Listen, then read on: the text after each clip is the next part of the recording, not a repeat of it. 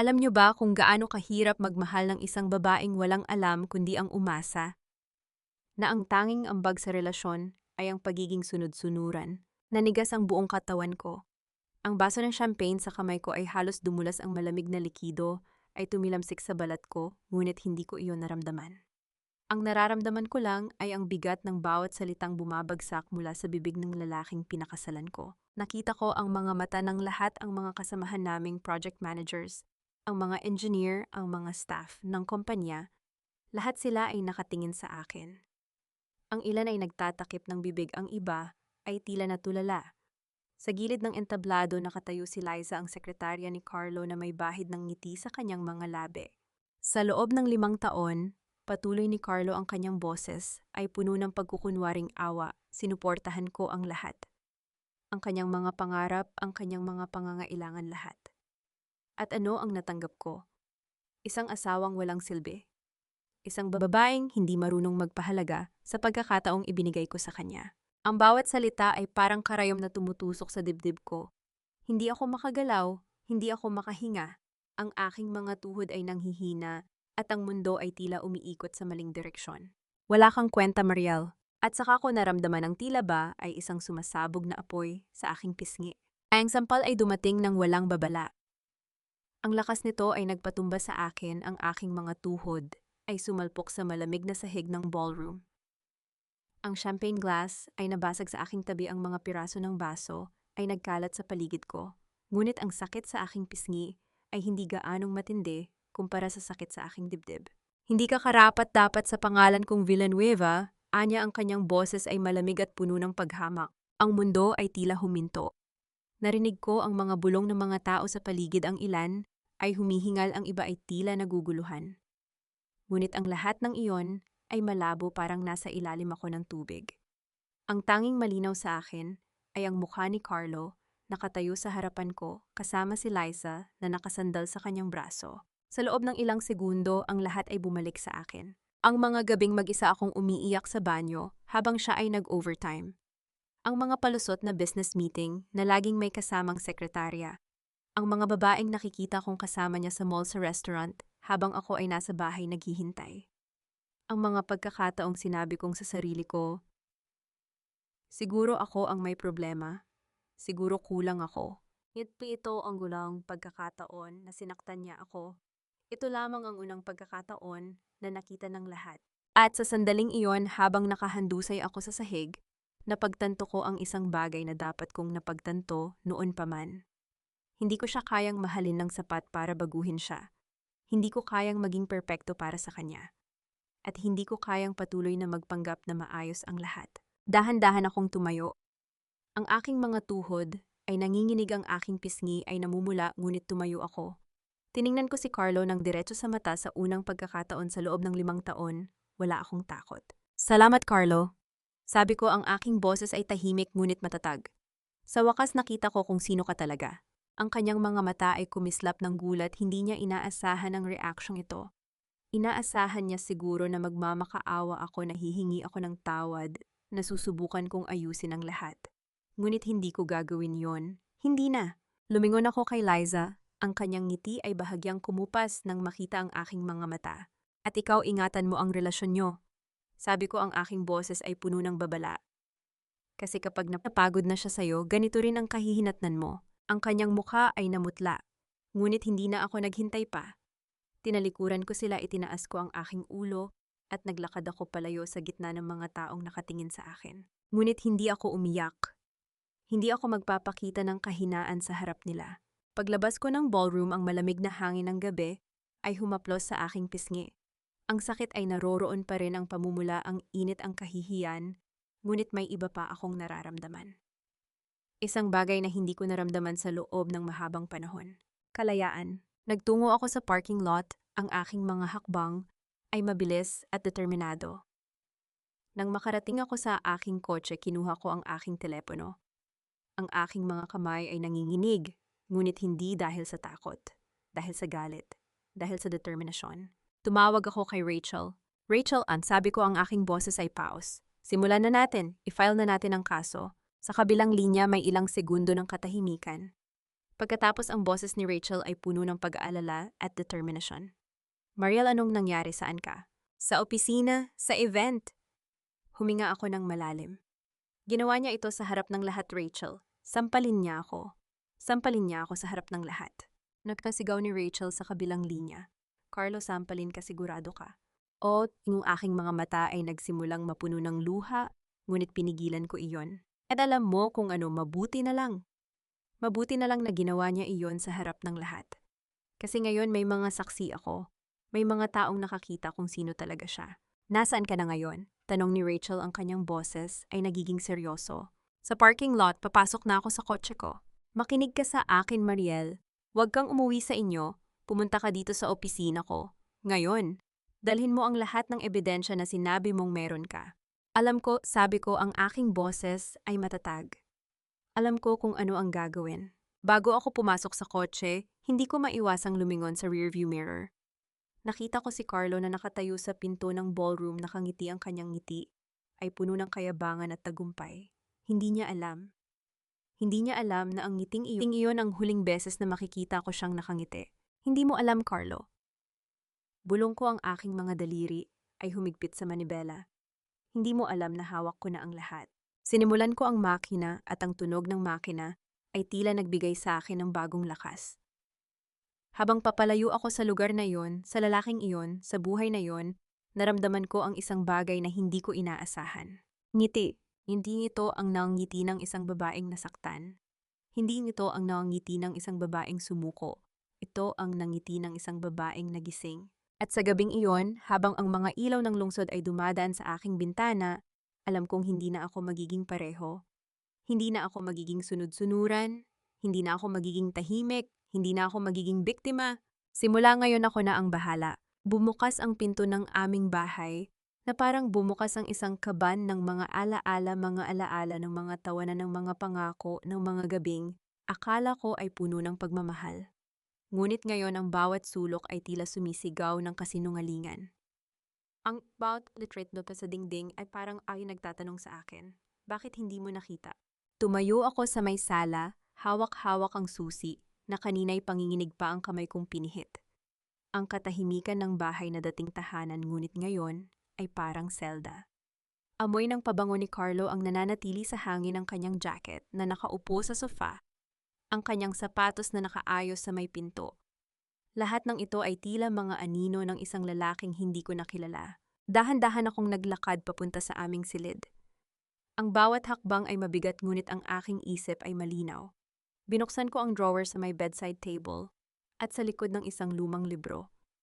Isang koleksyon ng mga tula na regalo pa sa akin ng aking ama bago siya namatay, hinanap ko ang isang bagay na itinago ko ng mga linggo. Ang king mga daliri ay humaplos sa pabalat ng libro at sa loob ng ilang segundo, nakaramdam ako ng kirot sa dibdib. Ang librong ito ay simbolo ng aking kahapon, ng aking pagkabata, ng mga pangarap na daladala ko noong pumasok ako sa kasal na ito. Ngunit sa likod nito, may nakakapit na isang maliit na USB drive, ang aking lihim na sandata. Hinawakan ko ito, ang malamig na plastic ay tila nagbigay sa akin ng lakas. Hindi mo alam, Carlo, na bulong ko na habang natutulog ka sa tabi ko, habang hinahaplos mo ang aking buhok at sinasabing mahal mo ako, ako'y nag-iipon ng mga ebidensya laban sa'yo. Umupo ako sa harap ng aking laptop, binuksan ito at isinaksak ang USB. Ang screen ay nagliwanag at sa harap ko ay bumukas ang isang folder na may pangalan, Proyekto Katotohanan. Sa loob nito ang lahat ng aking pinaghandaan. Mga bank statement, mga resibo, mga screenshot ng mga mensahe, mga recording ng mga tawag. Hindi ito basta collection ng mga papel. Ito ay isang mapa ng pagkawasak ni Carlo. 3 linggo bago ang sampal. Nakaupo ako sa aking opisina sa kumpanya, ang aking mga mata ay nakatuon sa screen ng computer. Bilang project manager, bahagi ng aking trabaho ang pag-monitor ng mga gastos at transaksyon. Ngunit noong gabing iyon, may nakita akong hindi ko inaasahan. Isang serya ng mga transaction mula sa account ng kumpanya patungo sa isang personal na account, ang account ni Liza Villanueva. Ang mga halaga ay hindi malaki ngunit ang dalas ay kahina-hinala. 3 beses sa isang linggo, may mga transfer na nagkakahalaga ng 10 hanggang 20,000. Noong una sinabi ko sa sarili na maaaring may lehitimong dahilan. Siguro may pinagkakautangan si Carlo or may pinupondohan siyang proyekto na hindi pa dokumentado. Ngunit alam ko sa kaibuturan ng aking puso na may mali. Hindi ako nagsalita, hindi ako nagreklamo, nagmasid lamang ako. Kinunan ko ng litrato ang mga dokumento, nag-save ng mga email at nag-ipon ng ebidensya. Tuwing gabi habang natutulog si Carlo sa tabi ko, ako'y tahimik na nagtatrabaho sa aking laptop, nagko-compile ng mga datos, nag-aayos ng mga ebidensya. Ang bawat gabing iyon ay parang paglalakad sa isang madilim na kalsada. Ngunit hindi ako natakot. Sa halip, ang bawat piraso ng ebidensya ay nagbigay sa akin ng lakas. Ang pinto ng aming bahay ay biglang tumunog, 3 sunod-sunod na katok, mabilis at determinado. Binuksan ko ito at nakita ko si Rachel, ang aking matalik na kaibigan at abogada na nakatayo sa may pintuan. Ng kanyang mukha ay puno ng pag-aalala. "Mariel," sabi niya, niyakap ako ng mahigpit. "Kumusta ka? Kanina pa kita tinatawagan. Bakit hindi ka sumasagot?" Hindi ako nakasagot. Ang aking mga mata ay napuno ng luha, ngunit hindi ko pinigilan ang mga ito. Sa harap ni Rachel, hindi ko kailangang magpanggap. "Pasok ka," sabi ko, ang aking boses ay paos. "Marami tayong pag-uusapan." Umupo kami sa sala at inilatag ko ang aking laptop sa harap niya. Ang USB drive ay nakasaksak pa rin, ng screen ay nagpapakita ng mga folder at dokumento. Rachel Sato. Simula ko, alam kong ito ay higit pa sa isang sampal. Ito ay tungkol sa financial fraud, psychological abuse, at adultery. Tiningnan ako ni Rachel ng seryoso, ang kanyang mga mata ay nag-scan sa screen. "Ipakita mo sa akin ang lahat." Sa loob ng susunod na oras, ipinakita ko sa kanya ang bawat piraso ng ebidensya. Hanggang mga bank statement na nagpapakita ng mga transaction kay Liza, ang mga resibo ng mga mamahaling hotel at restaurant, ang mga screenshot ng mga mensahe na puno ng mga pagmamahal na hindi niya kailanman sinabi sa akin, ang mga recording ng mga tawag na nagpapatunay ng kanilang relasyon. "Ang dami," sabi ni Rachel, ang kanyang boses ay puno ng pagkagulat. "Mariel, paano mo nagawa ang lahat ng ito?" Habang siya'y natutulog, ako'y nagtatrabaho. Sagot ko, ang aking boses ay matatag. Hindi ko alam kung kailan ko napagpasyahan na gawin ito, ngunit alam kong kailangan kong protektahan ang sarili ko, at ngayon alam kong tama ang desisyon ko. Tumingin si Rachel sa akin, ang kanyang mga mata ay puno ng paghanga. "Mariel, ito ay hindi lamang tungkol sa paghihiganti. Ito ay tungkol sa pagprotekta sa iyong sarili at sa iyong kinabukasan. Ang kasong ito ay hindi lamang tungkol sa pisikal na pang-aabuso, ito ay tungkol sa financial fraud, psychological abuse, at adultery. At meron kang lahat ng ebidensya na kailangan natin." Ngunit bago pa man ako makasagot, ang aking telepono ay biglang nag-vibrate. Ang screen ay nagpakita ng pangalan ni Carlo. Tiningnan ko ito, ang aking puso ay tumibok ng mabilis. Hindi ko sinagot, hindi ko kayang marinig ang kanyang boses ngayon. Ngunit nag-iwan siya ng voice message. Binuksan ko ito at ang kanyang boses, ang boses na minsan kong minahal, ang boses na nagpapaniwala sa akin na ako ay ligtas, ay puno ng pagbabanta. "Mariel, alam kong nasa labas ka. Alam kong galit ka. Ngunit makinig ka sa akin, kapag hindi ka umuwi ngayong gabi, sisiguraduhin kong wala kang matitira kahit isang piso. Wala kang makukuha sa akin. Wala kang karapatan sa kahit ano. Naiintindihan mo ba? Umuwi ka na ngayon at kakalimutan natin ang lahat. Ngunit kung hindi ka susunod, ipapakita ko sa'yo kung sino talaga ako." Ang voice message ay natapos, ngunit ang katahimikan na sumunod ay mas nakakatakot. Tumingin ako kay Rachel, ang aking mga mata ay puno ng galit at sakit. "Narinig mo ba iyon?" Tumango si Rachel, ang kanyang panga ay mahigpit na nakakuyom. "Na-save mo ba iyon?" "O," sagot ko, ang aking mga kamay ay nanginginig habang inisave ko ang voice message sa aking phone at sa laptop. Hindi niya alam na ang mga salitang ito ay magsisilbing dagdag na ebidensya laban sa kanya. Ilang oras ang lumipas. Ang mga dokumento ay nakakompile, ang mga ebidensya ay nakaayos, at ang legal na estratehiya ay nabuo. Ngunit alam kong hindi ako maaaring manatili sa bahay na ito, ang bahay na puno ng mga alaala ng sakit at kasinungalingan. "Mananatili ka sa akin," sabi ni Rachel, ang kanyang boses ay matatag. "Hindi ka babalik dito, hindi ngayong gabi, hindi kailanman." Tumango ako, ngunit bago ako umalis, naglakad ako papunta sa aming silid. Ang aking mga mata ay napunta sa wedding photo na nakasabit sa dingding, ang larawan ng aking kasal kay Carlo. Ang aking ngiti sa larawang iyon ay totoo noon. Ang aking mga mata ay puno ng pangarap at pag-asa. Ngunit ngayon, ang larawang iyon ay tila isang panaginip na natapos na. Hinawakan ko ang frame, ang aking mga daliri ay humaplos sa salamin. Hindi ito ang katapusan ng kwento natin. Bulong ko ang aking boses ay tahimik ngunit puno ng determinasyon. Ito ang simula ng akin. Binuksan ko ang drawer at kinuha ang ilang damit at personal na gamit. Hindi ko kailangan ng marami, ang mahalaga ay dala ko na ang lahat ng ebidensya. Paglabas ko ng bahay, ang malamig na hangin ng gabi ay humaplos sa aking mukha. Sumakay ako sa kotse ni Rachel at habang papalayo kami sa bahay na iyon, hindi ako lumingon. Ngunit habang nagmamaneho kami sa madilim na kalsada, napansin ko ang isang bagay sa rearview mirror. Isang sasakyan, isang itim na SUV na sumusunod sa amin. Hindi ito lumiliko, hindi ito nagbababago ng direksyon. Kahit saan kami pumunta, sumusunod ito. Rachel, sabi ko, ang aking boses ay biglang naging seryoso. May sumusunod sa atin. Tumingin si Rachel sa rearview mirror, ang kanyang mga kamay ay humigpit sa manibela. Sigurado ka? Oo, sagot ko, ang aking puso ay tumibok ng mabilis. Itim na SUV, sumusunod sa atin mula pa kanina. Ang katahimikan sa loob ng kotse ay biglang naging mabigat. Ngunit hindi ako natakot. Sa halip naramdaman ko ang isang bagay na hindi ko inaasahan. Ngit, hayaan mo siyang sumunod. Sabi ko, ang aking boses ay kalmado. Hayaan mo siyang makita kung saan tayo pupunta. Hayaan mo siyang isipin na natatakot ako. Tumingin sa akin si Rachel, ang kanyang mga mata ay puno ng pagtataka. Mariel, anong balak mo? Ito po, bago ata. Hayaan mo siyang sumunod. Ulit ko, ang aking mga mata ay nakatutok sa rearview mirror. Kasi habang sumusunod siya, hindi niya alam na siya mismo ang nagdadala sa akin sa kanyang pagkawasak. Kailangan nating mag-usap. May sasabihin ako sa'yo tungkol kay Carlo. Ang mensaheng iyon mula kay Liza Villanueva, ang babaeng sumira sa aking kasal, ay bumalot sa akin na parang malamig na tubig.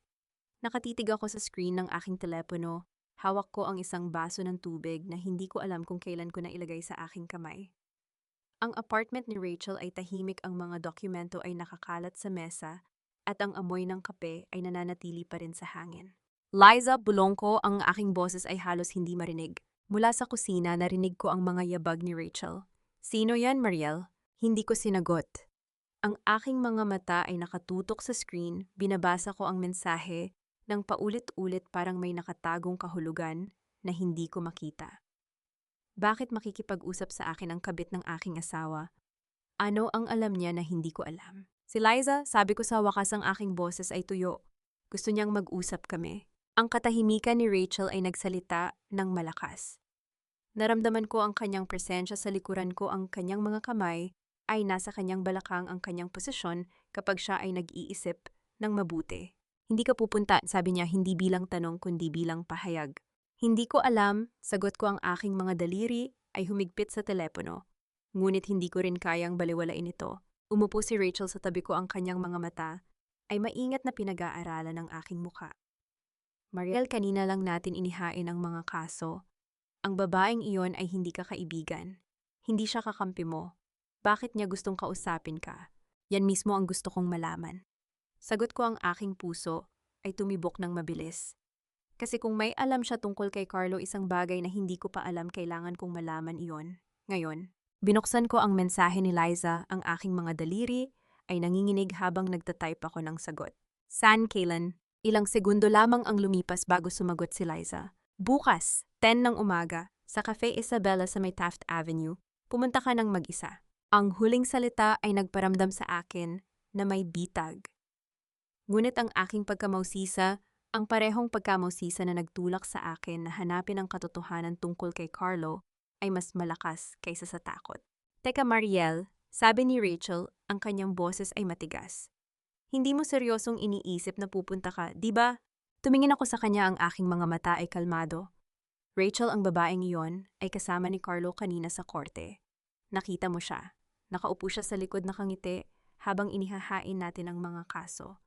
Bakit bigla siyang magpapakita ng interes na kausapin ako?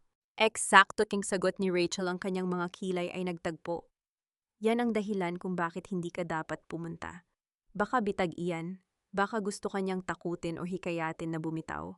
O baka naman, sabi ko ang aking boses ay tahimik, gusto niyang iligtas ang sarili niya. Tiningnan ako ni Rachel ng may pag-aalinlangan. Anong ibig mong sabihin? Ang kaso natin ay hindi lamang tungkol sa adultery, Rachel. May financial fraud din. Alam mo kung sino ang kasangkot sa mga peking transaction ni Carlos Eliza? Ang pangalan niya ay nasa mga dokumento. Ang mga bank statement na nakita natin ang mga account na nilalaman ng pera na hindi maipaliwanag ang ilan sa mga iyon ay nakalink sa kanya. Ang mga mata ni Rachel ay nagliwanag ng pagkaunawa. Kaya gusto niyang makipag-usap sa'yo para protektahan ang sarili niya. O, sagot ko. At kung may alam siyang bagay na makakatulong sa ating kaso, kailangan kong marinig ito. Napabuntong hininga si Rachel ang kanyang mga daliri, ay humaplos sa kanyang noo. Sige, ngunit hindi ka pupunta ng mag-isa. Sasamahan kita. Sinabi niyang mag-isa ang pagtutol ko. Kung gayon, hihintayin kita sa labas. Sagot ni Rachel, ang kanyang boses ay hindi nagiiwan ng puwang para sa argumento. Hindi kita papayagang harapin ang babaeng iyon nang walang backup. Hindi pagkatapos ng lahat ng pinagdaanan mo. Tumango ako kahit na ang aking isipan ay puno pa rin ng mga tanong. Bakit ngayon? Bakit bigla? At higit sa lahat, ano ang alam ni Liza na hindi ko pa alam? Ang gabi ay lumipas ng walang tulog. Ang bawat oras ay tila humahaba, ang bawat minuto ay puno ng mga posibilidad. Ngunit sa wakas dumating ang umaga. Ang Cafe Isabella ay isang maliit na coffee shop sa may Taft Avenue, puno ng mga estudyante at mga professional na nagmamadali. Umupo ako sa isang sulok, ang aking mga kamay ay nakapulupot sa isang tasa ng kape na hindi ko pa iniinom. Ang aking mga mata ay nasa pinto naghihintay. Pagkatapos nakita ko siya, Liza Villanueva, ang babaeng sumira sa aking kasal, ay pumasok sa cafe. Siya ay nakasuot ng simpleng damit, ang kanyang buhok ay nakatali at ang kanyang mukha ay walang ngiti. Hindi siya ang Liza na nakita ko sa opisina, ang Liza na nakangiti sa tabi ni Carlo habang ako ay napahiya. Ang babaeng ito ay mukhang pagod, ang kanyang mga mata ay may mga anino sa ilalim. Umupo siya sa harap ko, ang kanyang mga kamay ay nanginginig habang inaayos niya ang kanyang bag. Mariel, sabi niya, ang kanyang boses ay mahina. Salamat sa pagpunta. Hindi ako ngumiti. Sabihin mo sa akin kung bakit mo ako tinawagan dito. Tumingin si Liza sa paligid, parang may hinahanap. Nag-iisa ka ba? Oo, sagot ko kahit na alam kong si Rachel ay nasa labas nakaupo sa kanyang kotse handang pumasok sa anumang sandali. Tumango si Liza, ang kanyang mga daliri ay humigpit sa kanyang bag. Alam kong galit ka sa akin at may karapatan kang magalit. Ngunit may kailangan akong sabihin sa'yo, isang bagay na hindi ko na kayang itago. Ang aking puso ay tumibok ng mabilis. Ano iyon? Huminga ng malalim si Liza, ang kanyang mga mata ay nakatitig sa akin. Hindi ako ang unang babae ni Carlo, Mariel. At hindi rin ako ang huli. Ngunit may isang bagay na hindi mo alam, isang bagay na mas malala pa sa lahat ng ginawa niya sa'yo. Ano ang tanong ko? Ang aking boses ay halos hindi marinig. Ang mga mata ni Liza ay biglang napuno ng takot. Si Carlo Alb, may iba siyang ginagawa. Isang bagay na hindi lamang tungkol sa pera o sa relasyon natin. May kinalaman ito sa pagkawala ng isang tao. Ang aking dugo ay tila nagyelo. Sino-sino ang nawala? Ngunit bago pa man makasagot si Liza, ang kanyang telepono ay biglang nag-vibrate. Tiningnan niya ito at ang kanyang mukha ay namutla. Kailangan kong umalis. Sabi niya, ang kanyang boses ay biglang nanginginig. Pasensya na, Mariel, hindi ko dapat sinabi ang kahit ano. Teka Liza, sabi ko po mo, sabi ko, ang aking kamay ay umabot sa kanya. Hindi mo pwedeng iwan na ganito na lang. Anong ibig mong sabihin? May kinalaman kay Carlo ang pagkawala ng isang tao. Ngunit tumayo na si Liza, ang kanyang mga kamay ay nanginginig habang iniipit niya ang kanyang bag. Alamin mo ang totoo tungkol kay Carlo bago ka pa mahuli, Mariel. Alamin mo kung sino talaga siya. At kapag nalaman mo na, huwag mong sasabihin kanino man na ako ang nagsabi sa'yo. Hindi pa ako handa. Hindi pa ako ligtas. At bago ko pa man siya mapigilan, si Liza ay tumalikod at mabilis na lumabas ng cafe. Iniwan akong nakatitig sa kanyang papalayong figura. Ang aking puso ay tumibok ng napakabilis. Ang aking isipan ay puno ng mga tanong. Ano ang ibig sabihin ni Liza? Sino ang nawala at ano ang kinalaman ni Carlo dito? Ang aking telepono ay biglang nag-vibrate. Isang mensahe mula kay Rachel. Anong nangyari? Bakit siya umalis ng ganun kabilis? Okay ka lang? Hindi ko sinagot. Ang aking mga mata ay nakatitig sa pinto, kung saan nawala si Liza, ang kanyang mga salita ay umaalingaw-ngaw sa aking isipan. Alamin mo ang totoo tungkol kay Carlo bago ka pa mahuli, Mariel. Bago ka pa mahuli? Bago ka pa mahuli sa ano? Ang niwaking mga kamay ay nanginginig habang inisave ko ang lahat ng sinabi ni Liza sa aking isipan. Hindi ko alam kung ano ang ibig sabihin nito, ngunit alam kong isang bagay, ang laban na ito ay mas malaki pa kaysa sa inaakala ko. At si Carlo, ang lalaking minsan kong minahal, ay may mga sikreto na mas madidilim pa kaysa sa aking mga bangungot.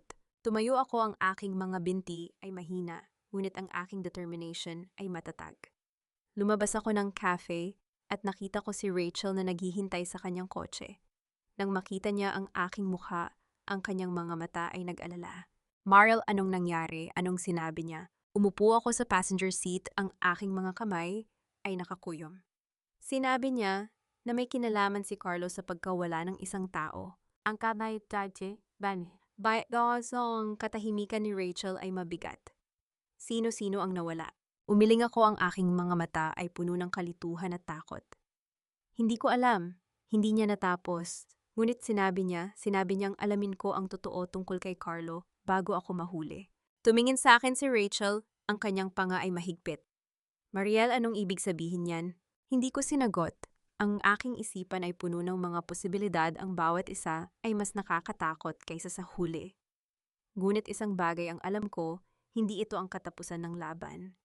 Ito ay simula pa lamang ng isang mas malaking sikreto. At si Carlo, saan man siya naroroon, ay hindi pa tapos sa akin. Alam mo ba, Mariel, hindi mo ako dapat kaawaan. Kasi kahit ako, hindi ko alam kung dapat ba akong maawa sa sarili ko. Napatigil ako sa pag-upo sa tapat ni Liza. Ang boses niya ay hindi mapang-akit, gaya ng dati, hindi iyong sekretaryang laging nakangiti sa tabi ni Carlo sa mga company events. Ngayon nakaupo siya sa harapan ko sa tahimik na cafe. Ang mga mata ay may bahid ng pagod na hindi kayang itago ng makeup. Bakit mo ako tinawagan ulit? Tanong ko, ang aking boses ay matatag kahit na ang aking mga kamay ay nanginginig sa ilalim ng mesa. Kahapon tumakbo ka, ngayon gusto mo ulit mag-usap. Tumingin si Liza sa kanyang kape, ang kanyang mga daliri ay pumulupot sa tasa na parang humahanap ng init. Kahapon natakot ako, hindi ako handa. Pero kagabi habang hindi ako makatulog, naisip ko kung hindi ko sasabihin sa'yo ngayon, baka wala ng ibang pagkakataon. Pagkakaroon para sa ano, huminga siya ng malalim. Mariel, alam kong galit ka sa akin at alam kong may karapatan kang kamuhian ako. Pero gusto kong malaman mo ang totoo, hindi mo ako kaaway. Napasinghap ako. Hindi kita kaaway, ikaw ang babaeng kasama ng asawa ko. Ikaw ang dahilan kung bakit ako pinahiya ni Carlo sa harap ng lahat. Hindi ako ang dahilan. Mabilis na sabi ni Liza, ang kanyang mga mata ay nagningning. Ako ang ginamit niyang dahilan. Pero hindi ako ang unang babae ni Carlo, Mariel. At hindi rin ako ang huli. Tumigil ang mundo ko. Ano? Alam mo ba kung paano ako nagsimula kay Carlo? Tanong ni Liza, ang kanyang boses ay biglang naging mahina. Hindi ako ang nanligaw sa kanya. Hindi ako ang naghabol, ako ang bago ang sekretarya na bata pa, walang karanasan at madaling maloko. Akala ko espesyal ako. Akala ko ako ang pinili niya.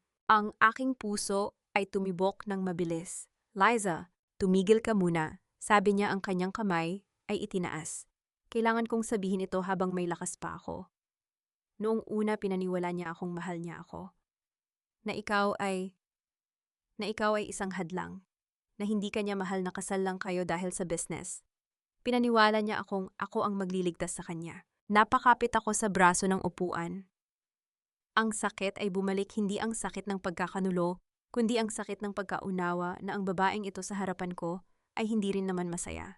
Pero isang gabi, patuloy ni Liza, ang kanyang boses ay nanginginig. Nakita ko ang phone niya. Hindi ko sinasadya na hulog ito habang natutulog siya. At nakita ko ang mga mensahe. Hindi lang ako ang kinakausap niya. May 3 pang babae, Mariel. 3. At hindi lang yon. Tumigil siya, ang kanyang mga mata ay napuno ng luha.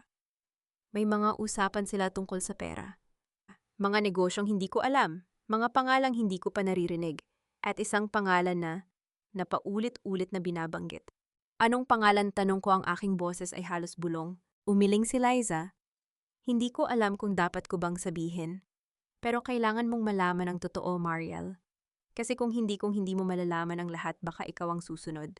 Ang aking dugo ay tila nagyelo. Susunod sa ano? Binuksan ni Liza ang kanyang bag at kumuha ng isang brown na folder. Inilapag niya ito sa mesa, ang kanyang mga kamay ay nanginginig. Ito ang dahilan kung bakit kita kinausap. Hindi dahil gusto kong humingi ng tawad, alam kong hindi mo pa kayang patawarin ako. Pero gusto kong may magawa akong tama sa buhay ko. Kahit isang beses. Tiningnan ko ang folder, ang aking puso ay tumibok ng napakabilis. Ano ito? Ang mga ebidensya, sabi ni Liza. Mga dokumento, resibo, bank statements at mga recording ng tawag. Lahat ng nakolekta ko habang kasama ko si Carlo. Hindi ko alam kung bakit ko itinago, siguro dahil may parte sa akin na alam na hindi magtatagal ang lahat. Na kailangan kong protektahan ang sarili ko. Dahan-dahan kong binuksan ang folder. Ang mga dokumento ay nakaayos, mga bank transfer, mga kontrata ng negosyo na hindi ko alam, mga pangalan ng kumpanya na hindi ko pa naririnig. At sa gitna ng mga papel, isang litrato, si Carlo, kasama ang isang lalaking hindi ko kilala sa isang lugar na tila warehouse. Sino ito? Tanong ko, itinuro ang lalaki. Pumikit si Liza. Hindi ko alam ang pangalan niya. Pero alam ko na siya ang dahilan kung bakit may mga negosyo si Carlo na hindi mo alam. Mga negosyong hindi legal. Napasinghap ako. Anong ibig mong sabihin? May mga usapan sila tungkol sa mga shipment, mga import na hindi dumadaan sa tamang proseso, mga perang hindi na-declare. At isang gabi narinig ko si Carlo na may kausap sa telepono, sinasabi niya na kailangan nang mawala ang problema. Ang aking isipan ay biglang bumalik sa sinabi ni Liza kahapon. Ang pagkawala ng isang tao, yun ba ang tinutukoy mo? Tumango si Liza, ang kanyang mga mata ay puno ng takot. May isang empleyado si Carlo, si Mang Ruben. Matagal na siyang nagtatrabaho sa kumpanya. Isang araw bigla siyang nawala. Walang paalam, walang balita. At noong tinanong ko si Carlo tungkol dito, sinabi niya lang na nag-resign. Pero alam kong hindi iyon totoo, Mariel. Kasi bago siya nawala, sinabi niya sa akin na may nakita siyang mga dokumento na hindi dapat nakita ng sinuman. And nun pa ang tanker sa kanya. Umiling si Liza, ang kanyang mga mata ay napuno ng luha. Hindi ko alam kung buhay pa siya. Pero alam kong si Carlo ang may kinalaman. At kung malalaman niyang kinausap kita, kung malalaman niyang ibinigay ko sa iyo ang mga ito, hindi niya malalaman. Mabilis kong sabi, ang aking kamay ay umabot sa kanya. Hindi ko sasabihin kanino man. Tumingin si Liza sa akin, ang kanyang mga mata ay may pag-asa na may halong takot. Salamat, Mariel. Hindi ko alam kung bakit kita tinutulungan. Siguro dahil gusto kong may magawa akong tama sa buhay ko. Siguro dahil gusto kong malaman ng lahat kung sino talaga si Carlo. Tiningnan ko ang folder sa aking mga kamay. Ang bigat nito ay hindi lamang sa papel, sa mga sikretong nakapaloob dito. Ang lalaking minsan kong minahal, ang lalaking pinakasalan ko ay may mga kadiliman na hindi ko akalain. Liza, sabi ko, ang aking boses ay mahina. Bakit mo ginagawa ito? Bakit mo ako tinutulungan? Tumingin siya sa akin, ang kanyang mga mata ay tapat. Dahil alam kong isang araw ako rin ang magiging biktima niya. At kung may pagkakataon akong pigilan iyon, kung may pagkakataon akong iligtas ang sarili ko sa pamamagitan ng pagtulong sa iyo, gagawin ko. Ang katahimikan ay bumalot sa aming mesa. Sa labas ng bintana, ang mga tao ay naglalakad, walang kamalay-malay sa mga sikretong naglalaro sa loob ng cafe. Mariel, sabi ni Liza, ang kanyang boses ay biglang naging seryoso. May isa pa akong dapat sabihin sa'yo. Isang bagay na mas malala pa sa lahat ng ito. Tumingin ako sa kanya, ang aking puso ay tumibok ng mabilis. Ano iyon? Ang mata ni Liza ay napuno ng takot, hindi ang takot na nakita ko kahapon, kundi isang mas malalim, mas madilim na takot. May isa pang sikreto si Carlo, Mariel. Isang sikreto na kayang sirain siya at pati na rin ang pamilya niya. Anong sikreto? Huminga siya ng malalim. Hindi ko alam ang lahat ng detalye. Pero narinig ko siyang may kausap isang gabi, sinasabi niya na, hindi ko alam na may anak pala ako. At noong tinanong ko siya tungkol dito, sinabi niyang nagkamali ako ng narinig. Pero alam kong hindi ako nagkamali, Mariel. May anak si Carlo sa ibang babae. At hindi ko alam kung saan siya nanggaling o kung sino ang ina. Ang mundo ay tila umikot. Ang aking mga kamay ay nanginginig habang hawak ko ang folder. May anak siya sa ibang babae. Oo. At hindi ko alam kung anong nangyari sa bata. Pero alam kong may kinalaman ito sa mga negosyo niya sa mga taong kinakausap niya. Baka ito ang dahilan kung bakit may mga taong gusto siyang pabagsakin. Tumayo ako, ang aking mga binti ay mahina. Kailangan kong umalis. Kailangan kong makausap si Rachel. Tumango si Liza. Sige, pero Mariel! Tumigil ako at lumingon sa kanya. Mag-ingat ka. Sabi niya, ang kanyang boses ay puno ng sinseridad. Si Carlo ay hindi katulad ng inaakala mo. Siya ay mapanganib. At kapag nalaman niyang may alam ka, maya masot na pata. Alam ko, sabi ko, ang aking panga ay mahigpit. Hindi ako matatakot sa kanya. Lumabas ako ng cafe, ang folder ay mahigpit na hawak sa aking dibdib. Ang hangin ay malamig, ngunit ang aking isipan ay mas malamig pa. Ang lahat ng ito, ang mga dokumento, ang mga sikreto, ang pagkawala ng isang tao, at ang anak na hindi ko alam ay mga piraso ng isang mas malaking puzzle. At si Carlo, ang lalaking minsan kong minahal, ay nasa gitna ng lahat ng ito. Umupo ako sa aking kotse at kinuha ang aking telepono. Nag-dial ako kay Rachel. Mariel, anong nangyari? Okay ka lang? Rachel, sabi ko, ang aking boses ay matatag. Kailangan nating mag-usap. Ngayon, may mga bagong ebidensya ako, mga ebidensya na mas malaki pa kaysa sa inaakala natin. Ano nang ibig mong sabihin? Tiningnan ko ang folder sa aking kandungan. Ang kapos mga dokumento, ang mga pangalan ng mga sikreto, lahat sila ay naghihintay na mabuksan. Si Carlo, and sabi ko, ay hindi lamang isang manloloko. Siya ay isang kriminal. At may mga sikretong handa akong ilabas kahit nasirain nito ang lahat. Umupo ako sa harap ng mahabang mesa sa opisina ni Rachel. Ang folder na ibinigay ni Liza ay nakabukas sa harapan ko. Ang mga papel ay nagkalat, bank statements, kontrata, resibo at mga litrato. Sa bawat pahinang binabaligtad ko, mas lumalaki ang mundo ng kadiliman ni Carlo. Ano nung nakikita mo? Tanong ni Rachel habang nakaupo sa tabi ko. Ang kanyang mga mata ay mabilis na nag-scan sa mga dokumento. Ayoko munang magsalita. Sabi ko, ang aking daliri ay sumusunod sa mga numero sa isang bank statement. May pattern dito. Tingnan mo ito at ito. Lahat ng mga transfer na ito ay lumalabas tuwing ika-15 ng buwan. Pare-pareho ang halaga. Lumapit si Rachel at tiningnan ang mga papel. 300,000 kada buwan sa iisang account. Hindi lang iisa. Sabi ko, inilabas ko ang isa pang dokumento. May 3 account na natatanggap ng ganitong halaga. At tingnan mo ang mga pangalan, hindi ito mga pangalan ng tao. Ito ay mga pangalan ng kumpanya. Mga kumpanyang hindi ko pa narinig. Kinuha ni Rachel ang papel at binasa. Dela Cruz Holdings, Sandoval Trading, hindi ko alam ang mga ito. Hindi rin ako sigurado. Sabi ko, ang aking isipan ay mabilis na gumagana. Pero alam kong hindi ito idineklara ni Carlo. Hindi ito lumabas sa aming joint account. Hindi ito lumabas sa kanyang income tax returns. Tiningnan ako ni Rachel, ang kanyang mga mata ay may paghanga. Mariel, alam mo bang ang ginagawa mo ay eksaktong trabaho ng isang forensic accountant? Ngumiti ako ng bahagya. Project manager ako, Rachel. Ang trabaho ko ay mag-analyze ng data, maghanap ng mga aberya at mag-ayos ng mga sistema. Ang pagkakaiba lang ngayon, ang sistema na inaayos ko ay ang buhay ng asawa kong sinungaling. Tumawa si Rachel, ngunit ang tawa ay may kabigatan. Sige, ipagpatuloy mo. Ano pa ang nakita mo? Inilabas ko ang isang litrato mula sa folder, ang litrato ni Carlo, kasama ang isang lalaking hindi ko kilala. Sabi ni Liza, ang lalaking ito ay may kinalaman sa mga illegal na transaksyon. Hindi niya alam ang pangalan, pero nakita niya itong 2 beses na pumunta sa opisina ni Carlo. Kinuha ni Rachel ang litrato at tinitigan ito ng mabuti. Kilala ko ang mukhang ito. Sabi niya, ang kanyang boses ay biglang naging seryoso. Ito si Ramon Salazar. Narinig ko na siya, may kaso siya nung nakaraang taon tungkol sa mga undocumented shipments. Hindi siya nakulong dahil kulang ang ebidensya. Ang aking puso ay tumibok ng mabilis. Kaya pala may mga taong gusto siyang pabagsakin. Hindi lang tungkol sa pangangaliwa, tungkol ito sa pera. Malaking pera. Tumango si Rachel. Kung may connection si Carlo kay Salazar, mas malaki ang kaso natin. Hindi lang ito tungkol sa adultery, ito ay tungkol sa financial fraud.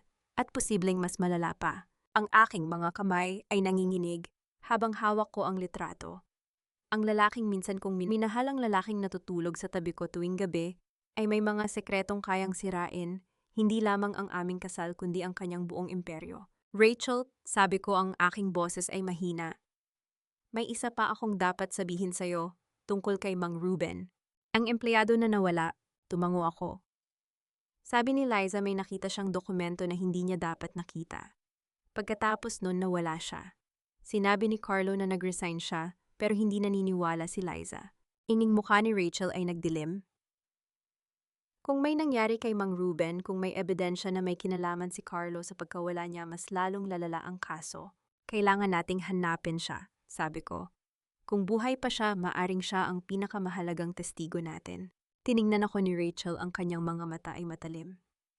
Mariel, alam mo bang mapanganib ito kung may kinalaman si Carlo sa mga taong tulad ni Salazar? Maaaring may mga taong handang gumawa ng masama para protektahan siya. Alam ko, sabi ko, ang aking panga ay mahigpit. Pero hindi ako maaaring tumigil. Hindi ngayon. Hindi kapag malapit na akong malaman ang lahat. Kumatok ang telepono ni Rachel. Sinagot niya ito at ang kanyang mukha ay nagbago mula sa seryoso naging mas lalong matigas. Sandali, sabi niya sa telepono pagkatapos ay tinakpan ang receiver. Mariel, nasa labas ang nanay ni Carlo. Gusto kang makausap. Ang aking puso ay tumibok ng mabilis. Si Mrs. Villanueva, bakit siya nandito? Hindi ko alam pero sabi niya kailangan daw niyang makausap ka. Ngayon, tumingin ako kay Rachel, ang aking isipan ay mabilis na gumagana. Papasukin natin siya. Gusto kong malaman kung anong sasabihin niya. Binuksan ni Rachel ang pinto at pumasok si Mrs. Corazon Villanueva, ang ina ni Carlo. Siya ay isang babaeng 60 taong gulang, may maikling kulay abo na buhok at may suot na mamahaling damit.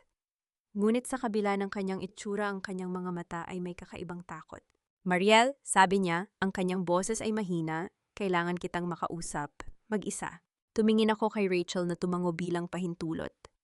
Sige, Mrs. Villanueva, anong kailangan ninyo? Umupo siya sa harap ko, ang kanyang mga kamay ay nanginginig. Mariel, alam kong may pinagdadaanan ka, alam kong nasaktan ka ni Carlo, pero hindi mo ba naisip na ang ginagawa mo ay sisira sa aming pamilya? Ang aking puso ay tumigas. Mrs. Villanueva, hindi ako ang sumira sa pamilya. Ang anak ninyo ang sumira nito noong sinampal niya ako sa harap ng lahat. Noong niloko niya ako, noong itinago niya ang mga sekreto niya. Pero Mariel, sabi niya, ang kanyang boses ay nagmamakaawa. Ang isang mabuting asawa ay nagtitiis. Hindi mo ba naiintindihan? Ang kasal ay hindi lamang tungkol sa pag-ibig, ito ay tungkol sa pamilya, sa pangalan, sa kinabukasan. Tiningnan ko siya, ang aking mga mata ay malamig. Mrs. Villanueva, ang isang mabuting asawa ay hindi sinasampal. Ang isang mabuting asawa ay hindi niloloko.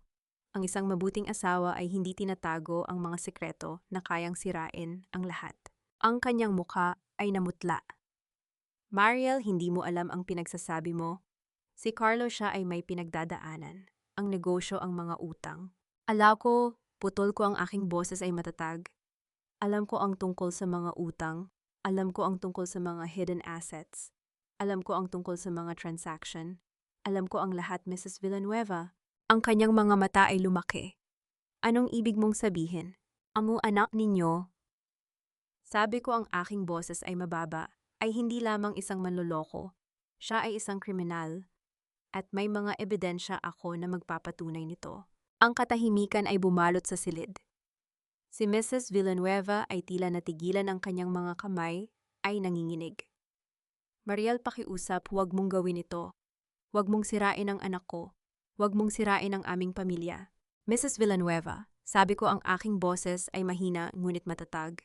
Hindi ako ang sumira sa pamilya. Ang anak ninyo ang sumira nito. At ngayon kailangan kong protektahan ang sarili ko kahit na nangangahulugan ito na sirain siya. Tumayo siya, ang kanyang mga mata ay puno ng luha. Mariel, huwag mong gawin ito. Para sa aming pamilya. Wala nang pamilya, Mrs. Villanueva, sabi ko. Wala na nung sinampal niya ako. Wala na nung niloko niya ako. Wala na nung itinago niya ang mga sekreto niya. Umalis na kayo, pakiusap. Tumingin siya sa akin, ang kanyang mga mata ay may halong takot at panghihinayang. Pagkatapos tumalikod siya at lumabas ng opisina. Nang magsara ang pinto, napahinga ako ng malalim. Ang aking mga kamay ay nanginginig, ngunit ang aking isipan ay malinaw. Mariel, okay ka lang? Tanong ni Rachel. Tumango ako. Oo, kailangan kong maging matatag. Kailangan kong tapusin ito. Umupo muli si Rachel sa tabi ko. Sige, ipagpatuloy natin. Ano pa ang nasa folder? Binaligtad ko ang mga papel, ang aking mga mata ay mabilis na nag-scan. May isa pang dokumento dito tungkol sa isang lupa sa Batangas. Isang malaking lupa. Hindi ko alam ito. Kinuha ni Rachel ang dokumento at binasa. Isang hektarya ng lupa na kapangalan kay Carlo. Oh, at hindi ito lumabas sa aming mga joint assets. Ito ay hiwalay, siguro ay itinago niya ito. Kung may mga hidden assets siya. Sabi ni Rachel, ang kanyang mga mata ay kumikinang, mas malaki ang kaso natin. Hindi lamang ito tungkol sa adultery, ito ay tungkol sa concealment of assets. Maaari nating i-freeze ang lahat ng kanyang ari-arian. Ang aking puso ay tumibok ng mabilis. Kaya natin siyang sirain, Rachel. Kaya nating ipakita sa lahat kung sino talaga siya. Tumango si Rachel. Oo, pero kailangan nating maging maingat. Kailangan nating siguraduhin na ang lahat ng ebidensya ay kumpleto at legal. Alam ko, sabi ko. Kaya kailangan nating pag-aralan ang lahat ng ito ng mabuti. Kailangan nating siguraduhin na walang butas. Ang araw ay lumipas ng mabilis. Umupo kami ni Rachel sa kanyang opisina, pinag-aaralan ng bawat dokumento. Binabaligtad ang bawat pahina, hinahanap ang bawat detalye. Sa bawat oras mas lumalaki ang aking kumpiyansa. Mariel, Bombson, sabi ni Rachel, ang kanyang boses ay puno ng paghanga. Hindi mo ba alam na ang ginagawa mo ay eksaktong trabaho ng isang project manager? Ang pag-organize, ang pag-analyze, ang pag-execute, ginagawa mo ito ng perpekto. Ngumiti ako ng bahagya. Ganyan ako, Rachel. Kapag may trabaho ako, ginagawa ko ito ng tama. And ito ang pinakamahalagang proyekto sa aking buhay. Kumatok ang telepono ni Rachel. Sinagot niya ito at ang kanyang mukha ay nagbago mula sa seryoso, naging mas lalong matigas. Mariel, sabi niya, tinatakpan ng receiver, may tumatawag para sa'yo. Ang dating boss mo si Mr. Reyes. Ang aking puso ay tumibok. Si Mr. Reyes, bakit siya tumatawag? Hindi ko alam, pero sabi niya importante daw. Kinuha ko ang telepono, ang aking mga kamay ay nanginginig. Hello? Mariel, sabi ng boses ni Mr. Reyes, ang kanyang tono ay mainit. Ako si Mr. Reyes. Naririnig ko ang nangyari sa'yo. Gusto kong malaman kung okay ka. Napahinga ako ng malalim. Okay ako, Mr. Reyes. Salamat sa pagtatanong. Mariel, uwi? Sabi niya, ang kanyang boses ay naging seryoso. May gusto akong sabihin sa'yo. Ang aming kumpanya, isang malaking construction firm, ay naghahanap ng isang project manager. Isang taong may kasanayan, may determination, at may integridad. Narinig namin ang nangyari sa'yo, kung paano ka tinrato ni Carlo, at gusto ka naming makasama sa aming team. Ang aking puso ay tumibok ng mabilis. Mr. Reyes, hindi ko alam kung anong sasabihin ko. Hindi mo kailangang magdesisyon ngayon, sabi niya. Pero gusto kong malaman mo na may pagkakataon para sa'yo. Kapag handa ka na, nandito kami. Tumingin ako kay Rachel, ang aking mga mata ay puno ng luha. Salamat, Mr. Reyes. Salamat sa pagkakataon. Hindi mo kailangang magpasalamat, Mariel. Karapat-dapat ka dito. Ikaw ang pinakamahusay na project manager na nakilala ko. At gusto naming makasama ka.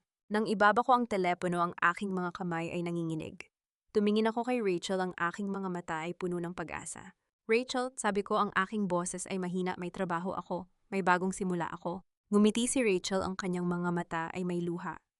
Mariel, ito ang simula ng iyong bagong buhay. Hindi lamang ito tungkol sa paghihiganti, ito ay tungkol sa pagbangon. Tumango ako, ang aking puso ay puno ng determinasyon. Oo, at kailangan kong tapusin ito ng tama. Tama, kailangan kong siguraduhin na si Carlo ay hindi makakasakit ng iba pa. Ang mga sumunod na oras ay ginugol namin sa pag-aral ng mga dokumento. Inayos namin ang mga ebidensya, nilagyan ng label ang bawat isa at tiniyak na kumpleto ang lahat. Ang aking isipan ay mabilis na gumagana tulad ng isang project manager na nag-aayos ng isang malaking proyekto. Mariel, sabi ni Rachel, handang-handa na tayo. Ang lahat ng ebidensya ay kumpleto, ang mga bank statements, ang mga kontrata, ang mga litrato, ang mga testigo. Kaya na nating harapin si Carlo. Tiningnan ko ang mga papel sa harapan ko. Ang bawat isa ay isang piraso ng katotohanan, isang piraso ng kasinungalingan ni Carlo. At ngayon handa na akong ipakita ang lahat. Bukas, sabi ko, ang aking boses ay matatag. Haharapin natin siya. Haharapin natin ang lahat. Kinabukasan, ang araw ng hearing ay dumating. Umupo ako sa tabi ni Rachel sa harap ng hukom ang aking puso ay tumitibok ng mabilis. Sa kabilang panig nakaupo si Carlo ang kanyang mukha, ay maputla ang kanyang mga mata, ay may takot na hindi niya maitago. Ang kasong ito, Papuab, sabi ng hukom, ang kanyang boses ay seryoso, ay tungkol sa mga paratang ng adultery, financial fraud, at concealment of assets. Handa na ba ang prosecution? Tumayo si Rachel, ang kanyang boses ay malinaw. Handa na po, Your Honor. Ipakita ang inyong mga ebidensya. Binuksan ni Rachel ang kanyang folder at nagsimulang maglahad. Ang bawat dokumento, bawat litrato, bawat testigo, lahat ay ipinakita sa harap ng hukom. Ang mukha ni Carlo ay lalong namumutla sa bawat ebidensyang inilabas. Your Honor, sabi ni Rachel, ang kanyang boses ay matatag. Ang mga ebidensyang ito ay na si Carlo Villanueva ay hindi lamang isang manloloko, siya ay isang kriminal. Siya ay may mga hidden assets, may mga illegal na transaction, at may mga sekretong kayang sirain ang lahat. Tumingin ang hukom kay Carlo, ang kanyang mga mata ay matalim. Mr. Villanueva, ano ang inyong depensa? Tumayo si Carlo, ang kanyang mga kamay ay nanginginig. Your Honor, ang mga ebidensyang ito hindi totoo ang mga ito. Si Mariel ay nagagalit lamang dahil sa aming mga personal na problema. Mr. Villanueva, putol ng hukom. Ang mga ebidensyang ito ay malinaw at kumpleto. Hindi ito mga personal na problema, ito ay mga krimen. Ang mukha ni Carlo ay namutla. Your Honor, sa liwanag ng mga ebidensyang ito, sabi ng hukom, ang kanyang boses ay malakas. Ang korte ay nag-uutos ng pansamantalang pag-freeze sa lahat ng assets ng akusado. Ang kasong ito ay magpapatuloy sa susunod na hearing. Ang mundo ay tila huminto. Tumingin ako kay Carlo, ang kanyang mukha ay puno ng takot at galit. Ang kanyang imperyo, ang kanyang pera, ang kanyang kapangyarihan, lahat ay nagsisimula ng gumuho. At ako ay nakatayo, ang aking puso ay puno ng kaginhawahan at determinasyon. Ang pagbagsak ni Carlo ay nagsisimula na. Ngunit alam kong hindi pa ito tapos. May mga sekreto pa akong kailangang ilabas. May mga taong kailangang managot. At may bagong buhay na naghihintay sa akin. May petwet kasinungalingan. Fabricated lahat yan ng asawa kong baliw. Nanginginig ang boses ni Carlo habang nakatayo sa harap ng hukom, pero kitang-kita ko ang takot sa kanyang mga mata. Ang dating makapangyarihang si Carlo Villanueva, ang lalaking nagmamay-ari ng malaking construction firm, ang lalaking nagpalakad-lakad sa opisina, na parang hari ay ngayon ay nanginginig na parang dahon sa harap ng batas. Mr. Villanueva, mahinahon, ngunit matigas ang boses ng hukom. Ang korte ay nakakita ng sapat na ebidensya. Ang pag-freeze sa iyong mga assets ay nananatili, at sa susunod na hearing magpapasya tayo sa iyong kaso. Hindi ako makakilos. Nakaupo ako sa tabi ni Rachel, ang aking mga kamay ay nakakuyom sa aking kandungan. Ang bawat salita ng hukom ay parang martilyo na pumapalo sa dibdib ko, hindi dahil sa awa, kundi dahil sa bigat ng lahat ng nangyari. Paglabas namin ng courtroom, sinalubong kami ng mga mamamahayag. Ang mga camera ay kumikislap, ang mga tanong ay sabay-sabay na bumabagsak. Mrs. Villanueva, ano ang masasabi ninyo sa pagbagsak ng kumpanya ng inyong asawa? Totoo ba ang mga paratang ng financial fraud? Mrs. Villanueva, may pahayag ba kayo? Pinigilan ko ang aking sarili na huwag matigilan. Tumingin ako kay Rachel at tumango siya. Dahan-dahan akong humarap sa mga camera, ang aking boses ay kalmado kahit na ang aking puso ay mabilis na tumitibok. Ang katotohanan ay lalabas. Sabi ko, ang bawat salita ay maingat na pinili. Ang mga taong nanloloko, nananakit at nagtatago ng mga kasalanan, hindi sila makakatakas sa batas. Iyan lamang ang aking sasabihin. Mabilis kaming naglakad palayo ni Rachel, sumakay sa kanyang sasakyan. Saka ko lang naramdaman ang pagyanig ng aking mga kamay. Kaya mo yan, Mariel, sabi ni Rachel, ang kanyang kamay ay humawak sa akin. Tingnan mo, kumakalma na ang lahat. Hindi pa tapos, Rachel, bulong ko. Alam kong hindi pa tapos. Kinabukasan ang balita ay sumabog sa lahat ng dako. Binuksan ko ang telebisyon sa umaga at nakita ko ang mukha ni Carlo sa screen, ang kanyang pangalan ay nasa lahat ng headlines. Construction mogul Carlo Villanueva hinarap sa fraud at adultery cases. Villanueva Construction na walan ng mga kliyente.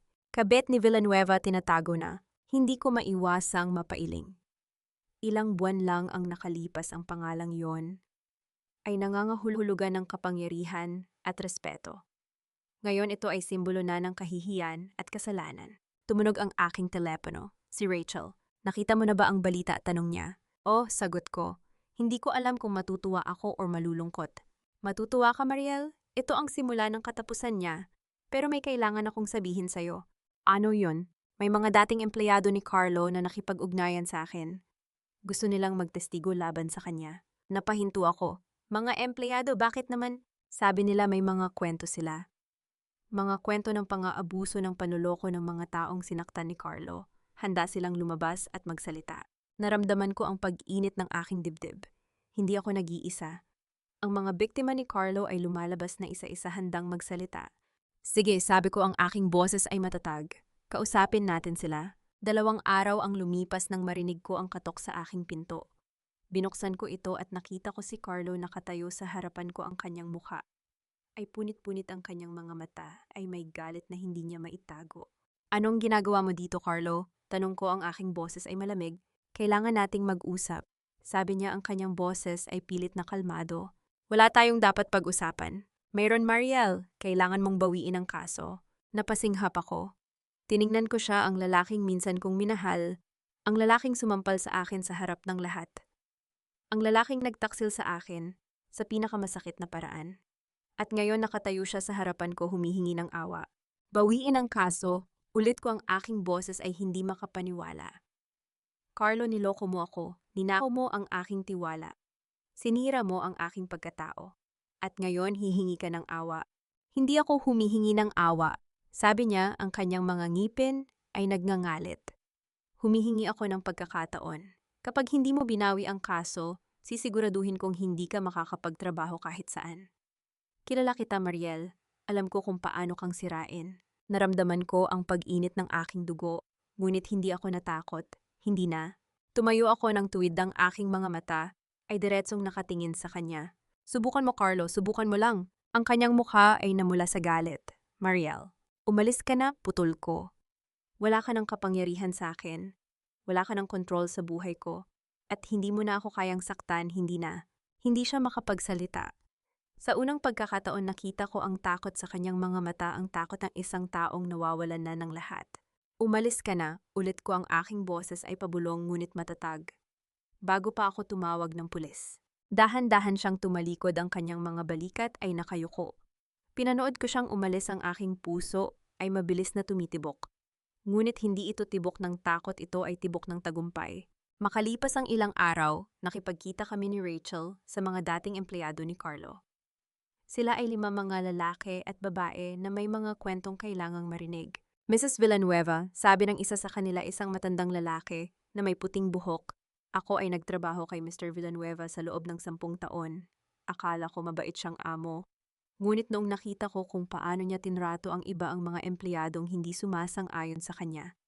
Ang mga babaeng minamaltrato niya, na pagtanto kong hindi siya ang taong akala ko. Ano ang nakita ninyo? Tanong ni Rachel, ang kanyang boses ay mahinahon. Maraming sagot ng lalaki. Mga babae na iniiyakan ng kanilang mga trabaho. Mga empleyado na tinatanggal ng walang dahilan. Mga kontrata na pinipirmahan ng hindi alam ng mga tao ang nilalaman. At si Liza, napahinto siya, tumingin sa akin. Si Liza ulit niya ay hindi lamang sekretarya. Siya ay kasangkot sa mga illegal na transaksyon ni Carlo. Nakita ko silang magkasama nag-uusap tungkol sa mga perang hindi naiulat, mga account na nakatago. Naramdaman ko ang pagtibok ng aking puso. Ang mga piraso ng puzzle ay unti-unting nabubuo. Kaya ninyong patunayan ang mga ito, tanong ko. Oo, sabi ng lalaki, ang kanyang boses ay matatag. May mga dokumento ako, mga resibo, mga kontrata, mga email, lahat ng ebidensya na kailangan ninyo. Tumingin ako kay Rachel, ngumiti siya. Mariel, sabi niya, ito na ang huling piraso. Kapag nakuha natin ang mga ito, hindi na makakatakas si Carlo.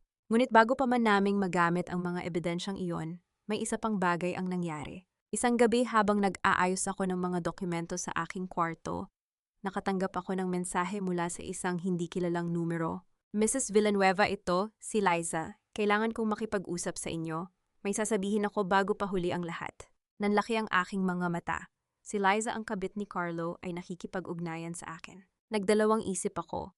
Ngunit may kakaiba sa mensaheng ito. May takot, may pag-asa. Rachel, sabi ko sa telepono, kailangan kong sabihin sa'yo ang isang bagay. Kinabukasan nakipagkita kami ni Liza sa isang tahimik na cafe. Siya ay payat, ang kanyang mukha ay maputla, ang kanyang mga mata ay may mga pasa sa ilalim. Hindi siya mukhang kabit na masaya sa kanyang nakuha. Mukha siyang biktima na natatakot sa kanyang sariling anino.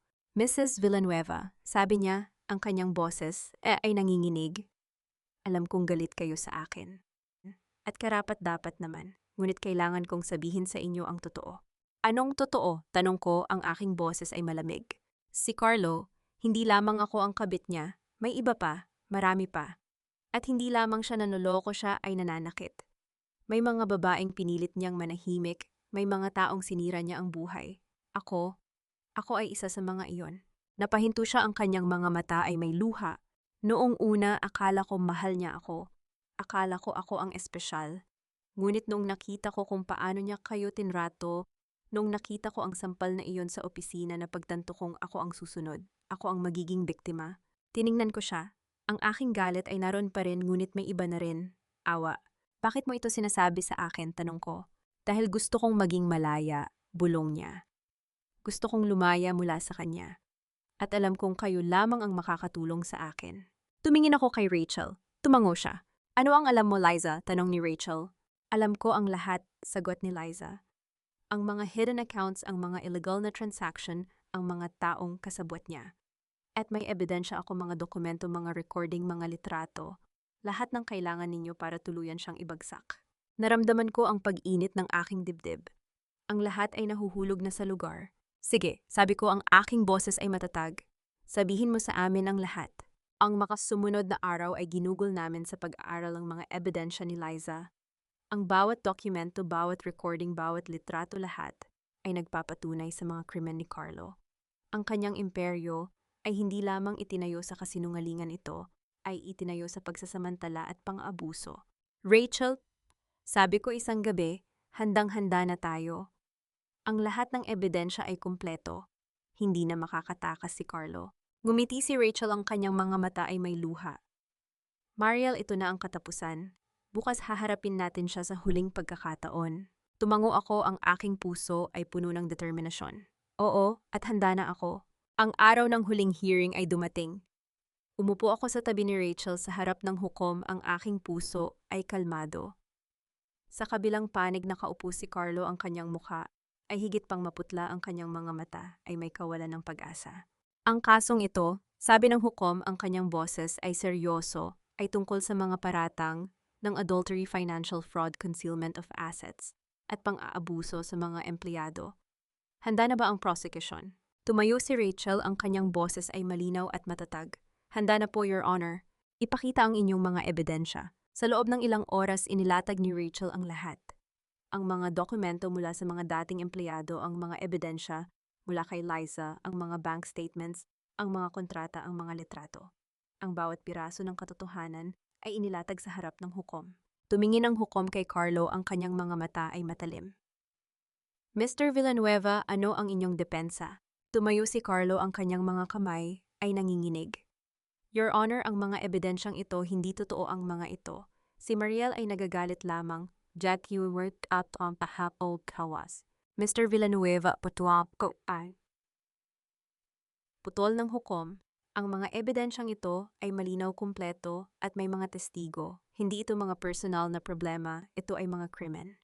At sa liwanag ng mga ebidensyang ito, ang korte ay nagpapahayag ng desisyon.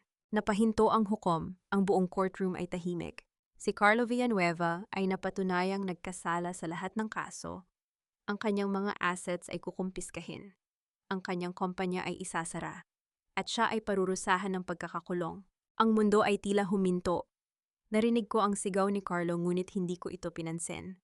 Tumingin ako sa kanya, ang aking mga mata ay kalmado. Hindi ko kayang panindigan ito. Sigaw ni Carlo, ang kanyang boses ay punit-punit. Mariel, Mariel, patawarin mo ako. Ngunit hindi ako kumibo, hindi ako kumilos. Pinanood ko siyang dalhin ng mga pulis, ang kanyang mga kamay ay nakaposas. Nang dumaan siya sa harapan ko, lumingon siya sa akin. Ngumiti siya ngunit hindi ito ngiti ng tagumpay. Ito ay ngiti ng isang taong sa wakas ay nakakita ng katotohanan. Mariel, sorry. Tumigil ang aking puso. Ang buong mga salitang yon, ang mga salitang hinintay ko ng napakatagal ay dumating na. Ngunit huli na ang lahat. Hindi ako sumagot, hindi ako kumibo. Pinanood ko siyang lumakad palayo, ang kanyang mga hakbang ay mabigat, ang kanyang mga balikat ay nakayuko. Paglabas ng courtroom, sinalubong ako ni Rachel. Niyakap niya ako ng mahigpit. Tapos na Mariel, bulong niya. Tapos na ang lahat. Tumango ako, ang aking mga mata ay may luha. Ngunit hindi ito luha ng kalungkutan, ito ay luha ng kaginhawahan. Oh, bulong ko, tapos na. Ngunit habang naglalakad ako palayo, naramdaman ko ang isang kakaibang emosyon. Hindi galit, hindi saya, hindi kahit tagumpay. Awa. Naawa ako kay Carlo. Dahil sa kabila ng lahat ng kanyang kasamaan, hindi niya alam kung paano magmahal ng totoo. Ang kanyang buhay, ang kanyang imperyo, ang kanyang pera, ang kanyang kapangyarihan, lahat ay walang kabuluhan. Hindi kita kinamuhian, Carlo. Bulong ko sa sarili ko. Naawa lang ako sa'yo dahil hindi mo alam kung paano magmahal ng totoo. At sa mga salitang iyon, naramdaman ko ang paglaya. Hindi lamang mula kay Carlo, kundi mula sa lahat ng sakit, lahat ng galit, lahat ng takot na dala ko sa loob ng maraming buwan. Nagsisimula na ang aking bagong buhay. Congratulations, Mariel. Ngunit ang laban ay hindi pa tapos. May isa pang Villanueva na naghihintay sa'yo. Nanlamig ang buong katawan ko habang nakatingin sa screen ng phone ko. Ilang segundo akong nakatulala, hindi makagalaw, hindi makahinga. Ang mga salitang iyon parang isang multo mula sa nakaraan, na biglang bumalik upang guluhin ang bagong umaga na pinaghirapan kong itayo. Nilingon ko ang abot-tanaw sa harap ng bagong apartment ko, ang sikat ng araw na sumasalubong sa mga gusali ng Maynila. Kanina lang ang ganda ng pakiramdam ko. Kanina lang sa unang pagkakataon sa loob ng maraming taon, naramdaman kong tunay akong malaya. At ngayon isang mensahe mula sa hindi kilalang numero ang nagpabalik sa akin sa mundo ng mga Villanueva. May isa pang Villanueva na naghihintay sa'yo. Sino-sino ang nagpadala nito at bakit ngayon pinilit kong pakalmahin ang sarili ko? Huminga ako ng malalim. Hindi na ako ang babaeng natatakot, ang babaeng nagtitiis, ang babaeng umiiyak sa parking lot. Habang hawak ang pisnging namumula dahil sa sampal ng lalaking dapat sana ay nagmamahal sa kanya. Hindi na ako yon. Inilapag ko ang phone sa mesa, binalingan ng tanawin, at saka ngumiti. Anuman ang pagsubok na darating, anuman ang bagong laban na naghihintay, alam kong kakayanin ko. Dahil kung may natutunan man ako mula sa lahat ng pinagdaanan ko, ito ako si Mariel Santos, at hindi na ako matatakot sa sinuman. Ngunit bago pa man ang lahat ng iyon, kailangan kong alalahanin kung paano ako nakarating dito, kung paano nagsimula ang aking bagong umaga. Ang lipuan ng araw ko sa bagong trabaho ay parang isang panibagong kapanganakan. Nakatayo ako sa harap ng isang modernong gusali sa BGC, hawak ang aking resume at ang aking bagong ID na may nakasulat na pangalan, Mariel Santos.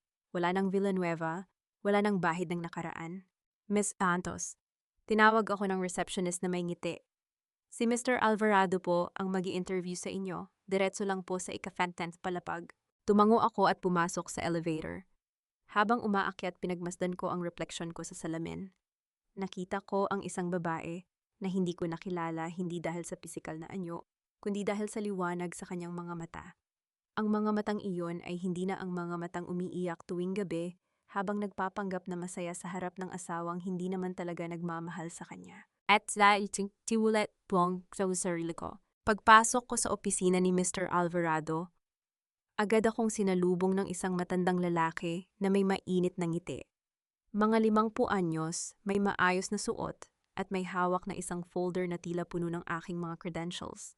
Miss Santos, ikaw pala ang babaeng iyon, sabi niya habang inaabot ang kamay. Ang galing-galing mo, ang dami kong narinig tungkol sa'yo. Kinamayan ko siya bahagyang naguguluhan.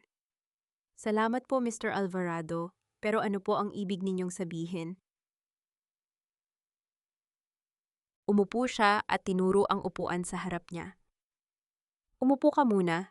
Alam mo, noong napanood ko ang balita tungkol sa kaso ng kumpanya ni Carlo Villanueva, hindi ako makapaniwala. Ang galing ng pagkakagawa ng ebidensya. Ang sistematiko, ang linaw. Sabi ko sa sarili ko, ang babaeng ito ay hindi lamang matalino, siya ay isang henyo sa pamamahala ng proyekto. Napahiya ako sa papuri. Salamat po, ginawa ko lang po ang tama. Hindi pagmamatigas niya. Ang ginawa mo ay higit pa sa paggawa ng tama. Ipinakita mo na ang isang babae ay hindi kailangang magtiis sa pang-aabuso at ipinakita mo na ang husay sa pamamahala ay hindi lamang tungkol sa mga numero, ito ay tungkol sa pag-unawa sa mga tao, sa mga sistema at sa mga kahinaan ng mga ito. Naramdaman ko ang init sa aking pisngi. Sa loob ng maraming taon, sinabi sa akin ni Carlo na wala akong halaga, na ang aking trabaho ay walang kabuluhan, na ang aking mga ideya ay pangmaliit, na ako ay mapalad na may asawang tulad niya. Ngunit ngayon, narito ang isang taong hindi ko kilala na kinikilala ang aking husay ng walang kondisyon. Miss Miles Santos, patuloy ni Mr. Alvarado, hindi kita kinukuha dahil sa awa.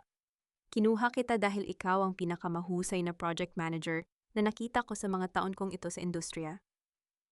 Ang iyong mga credential ay kahanga-hanga, ngunit ang iyong karanasan, ang iyong kakayahang harapin ang krisis, nang may kalmado at determinasyon, iyon ang nagpahanga sa akin. Maraming salamat po, sabi ko, ang aking boses ay bahagyang nanginginig. Ipinapangako ko pong hindi ko kayo bibiguin. Ngumiti siya at tumayo. Alam kong hindi mo ako bibiguin. Simulan mo na ang iyong trabaho bukas. May malaking proyekto tayo, isang residential complex sa Quezon City, at gusto kong ikaw ang manguna. Nanlaki ang aking mga mata. Ako po, pero bago pa lang ako. At iyon ang dahilan kung bakit ikaw ang pipiliin ko, putol niya. Ang mga bagong mata ay nakakakita ng mga bagay na hindi nakikita ng mga lumang mata. At ikaw, Miss Santos, ay may mga matang hindi natatakot tumingin sa katotohanan. Nang lumabas ako ng opisina ni Mr. Alvarado, hindi ko mapigilan ang ngiti sa aking labi. Sa unang pagkakataon sa loob ng maraming taon, naramdaman kong may halaga ako, hindi dahil sa apelido ng aking asawa, kundi dahil sa aking sariling kakayahan. 2 araw pagkatapos ng aking unang araw sa trabaho, may bumisita sa akin sa opisina. Miss Santos, may bisita po kayo, sabi ng aking assistant, Mr. Marco de la Cruz. Tumigil ang aking puso sa isang saglit. Marco, ang tahimik na project engineer na naging saksi sa pinakamalupit na sandali ng aking buhay. Ang lalaking tumulong sa akin, natipunin ang mga ebidensya laban kay Carlo, hindi dahil sa pag-ibig kundi dahil sa kanyang sariling hinanakit. Ipasok mo siya, sabi ko, inaayos ang aking upuan. Pumasok si Marco na may dalang isang maliit na paper bag. Nakangiti siya, isang ngiting hindi ko madalas nakikita sa kanya. Sa mga panahong magkasama kami sa pagtitipon ng ebidensya, palagi siyang seryoso, palaging nakatuon sa trabaho. Mariel, bati niya, inilapag ang paper bag sa aking mesa. Congratulations sa bagong trabaho. Narinig ko ang balita. Marco, nakangiting sabi ko. Salamat, pero hindi mo kailangang magdala pa ng regalo. Hindi ito regalo, sabi niya, umupo sa harap ko. Ito ay isang simbolo, isang paalala. Binuksan ko ang paper bag. Sa loob ay isang maliit na picture frame, ang litrato ng isang puno na nakatayo nang mag-isa sa isang malawak na bukid. Ang mga ugat nito ay malalim, ang mga sanga nito ay nakabukas sa langit. Ano ito? Tanong ko, inilabas ang frame. Ang punong yan ay nasa probinsya namin, paliwanag ni Marco. Noong bata ako, lagi kong tinatanong ang lola ko kung bakit mag-isa lang itong nakatayo. Sabi niya, ang punong iyan ay hindi nag-iisa, Marco. Ang mga ugat nito ay kumakapit sa lupa, ang mga sanga nito ay kumakapit sa langit. Ito ay malaya, hindi nakatali sa anumang bagay, ngunit matatag sa kanyang kinatatayuan. Tiningnan ko ang litrato, naramdaman ang bigat ng mga salita ni Marco. Ganyan ka, Mariel, patuloy niya. Noong una kitang nakita, ikaw ay isang babaeng nakatayo sa gitna ng isang bagyo, basag ang pisngi, ngunit hindi basag ang diwa. Ngayon nakikita kita nakatayo ng mag-isa, ngunit hindi nag-iisa. Dahil ang mga ugat mo ay ang iyong lakas at ang mga sanga mo ay ang iyong mga pangarap. Naramdaman ko ang pag-init ng aking mga mata. Marco, hindi kita minamahal, Mariel. Mabilis na sabi niya na parang inaayos ang anumang maling akala. At hindi rin ako umaasa na mamahalin mo ako. Ang dala ko sa iyo ay hindi pag-ibig, ito ay paghanga. Paghanga sa isang babaeng nakita ko sa pinakamababa niyang punto at ngayon nakikita ko siya sa pinakamataas. Tumawa ako, pinupunasan ng luha sa aking mga mata. Salamat, Marco. Hindi mo alam kung gaano kahalaga ang mga salitang iyon sa akin. Alam ko, nakangiting sabi niya. Kaya ko ito sinabi. Hindi dahil gusto kong marinig mo ito, kundi dahil kailangan mong marinig ito. Kailangan mong malaman na may mga taong nakakakita sa'yo, hindi bilang biktima, kundi bilang isang mandirigma. Tumayo siya, naghahanda ng umalis. Mag-ingat ka, Mariel, at kung may kailangan ka kahit anong oras, nandito lang ako. Marco, tawag ko bago siya makalabas. Salamat sa lahat. Ngumiti siya. Walang anuman. Tandaan mo lang ang punong iyan ay malaya. At ikaw rin. Nang umalis si Marco, tiningnan ko ang litrato sa aking mesa. Ang puno nakatayo ng mag-isa, ngunit hindi nag-iisa.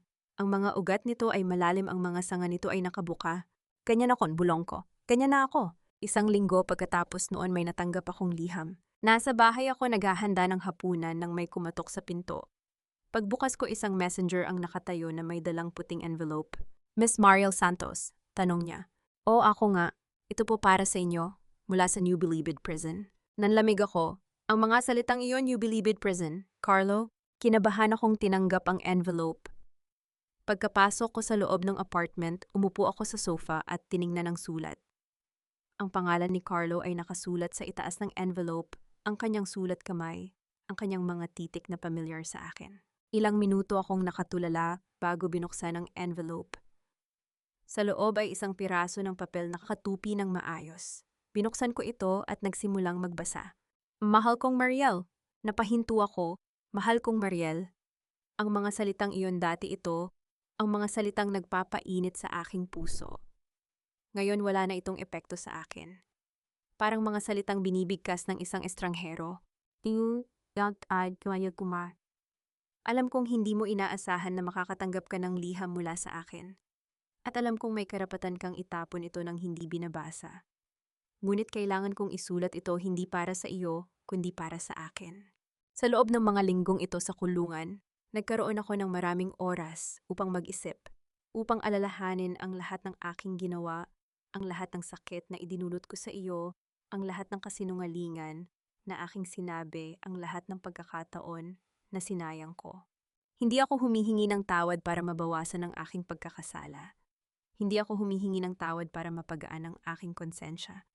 Humihingi ako ng tawad dahil sa unang pagkakataon sa aking buhay, nakikita ko ang katotohanan.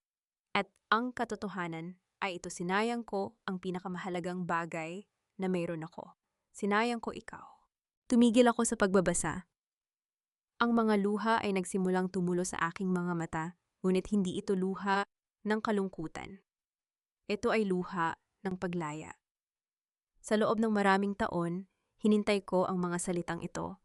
Hinintay kong marinig mula kay Carlo na siya ay nagkamali, na siya ay nagsisisi, na siya ay humihingi ng tawad. Ngunit ngayong narito na ang mga salitang iyon, wala akong naramdaman. Hindi galit, hindi saya, hindi kahit awa. Kawalan lamang, hindi kita hinihiling na patawarin mo ako. Patuloy ng liham. Hindi ko karapatang hilingin iyon, ngunit nais kong malaman mo na sa lahat ng aking mga pagkakamali, ang pinakamalaki ay ang hindi kita nakitang mahalaga. Ang hindi ko nakita na ikaw ang tanging totoong bagay sa aking buhay. Sana ay mahanap mo ang kaligayahan na hindi ko kayang ibigay sa iyo. Sana ay mahanap mo ang pagmamahal na hindi ko alam kung paano ipakita. At sana sa isang araw kapag natahimik na ang lahat, ay maalala mo ako ng hindi napapangiti, ngunit hindi rin napapangiwi. Palam, Mariel, at salamat sa pagtuturo sa akin kung ano ang tunay na kahulugan ng pagkawala. Carlo, tiningnan ko ang liham ng matagal. Ang mga salita taos puso marahil.